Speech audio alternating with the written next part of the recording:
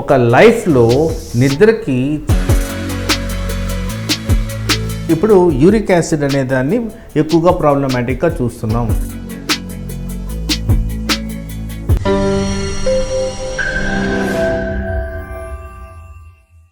Doctor గారు, నాకు నిద్రపోవడం చాలా కష్టంగా ఉంది. సరిగా నిద్రపోలేకపోతున్నాను. ఈ సమస్య వలన శరీరంలో ఇతర ప్రాబ్లమ్స్ కానీ రోగాలు కానీ ఏమైనా వస్తాయా? సో నిద్ర అనేది నేను ఎప్పుడు చెప్తున్నట్టు చాలా ఇంపార్టెంట్ అయిన ప్రక్రియ. జీవనశైలిలో దానికి ఉన్న ప్రాముఖ్యత చాలామందికి తెలియక దాన్ని చాలా ఈజీగా తీసుకుంటున్నారు. లైఫ్ స్టైల్ డిజీజ్ అని చెప్తుంటాను చూశారు, దాంట్లో నిద్ర చాలా క్రూషల్ రోల్ ప్లే చేస్తుంది. నిద్ర కారణంగా హార్మోన్స్ అనేవి రెగ్యులేట్ అవుతాయి, స్ట్రెస్ మానసిక ఒత్తిడి తక్కువ అవుతుంది, బ్రెయిన్ పనిచేసే తత్వం బెటర్గా ఉంటుంది.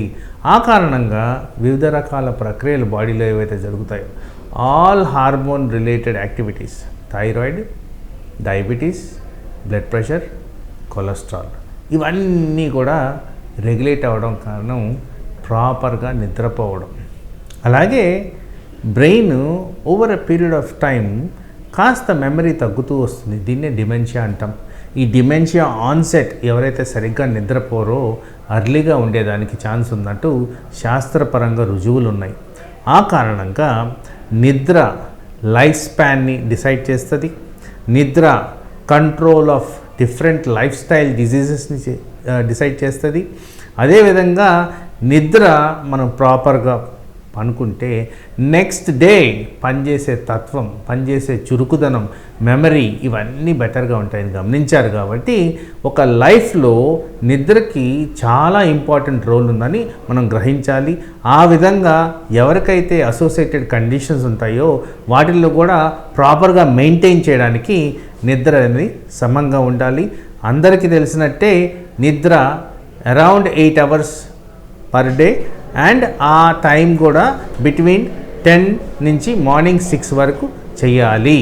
డాక్టర్ గారు, నేను టెస్ట్ చేయించుకుంటే విటమిన్ డెఫిషియన్సీ ఉందని తెలిసింది. దీనికి సప్లిమెంట్స్ తీసుకుంటే సరిపోతుందా? సప్లిమెంటేషన్ ఆఫ్ విటమిన్స్ అనేవి ఒట్టి టాబ్లెట్ రూపంలోనే కాదు, మన ఆహార పదార్థాలు కూడా కరెక్ట్ చేసుకోవాల్సిన అవసరం అయితే ఉంది.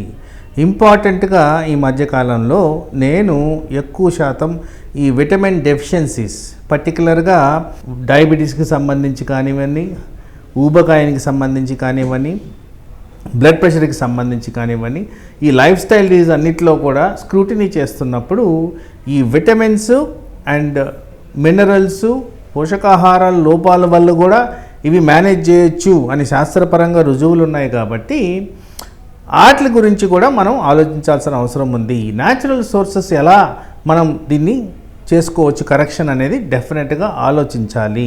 ఫర్ ఎగ్జాంపుల్, ఇప్పుడు యూరిక్ యాసిడ్ అనే దాన్ని ఎక్కువగా ప్రాబ్లమాటిక్గా చూస్తున్నాం. దాంట్లో మందులు వేసుకోవడమే కాదు, కాస్త ఆహార పద్ధతులు, నియమాలు కూడా పాటించాలి. అలాగే తరచుగా ఈ vitamin B12, vitamin D deficiencies ఎక్కువగా చూస్తుంటాం. వాటికి సోర్సెస్, న్యాచురల్ సోర్సెస్ ఏంటి? సో అందుకోసమే నేను ఎప్పుడు తప్పనిసరిగా ఒక డైటీషియన్ అడ్వైస్ తీసుకోమని నా పేషెంట్స్కి అడ్వైస్ చేస్తూ ఉంటాను. ఆ విధంగా న్యాచురల్గా కరెక్టివ్ మెజర్స్ తీసుకుంటూ సప్లిమెంట్స్ని కూడా పాటించిన దానివల్ల ఈ లోపాలు మనకి దీర్ఘకాలంలో సమస్యలు రాకుండా కాపాడుతుంటాయి.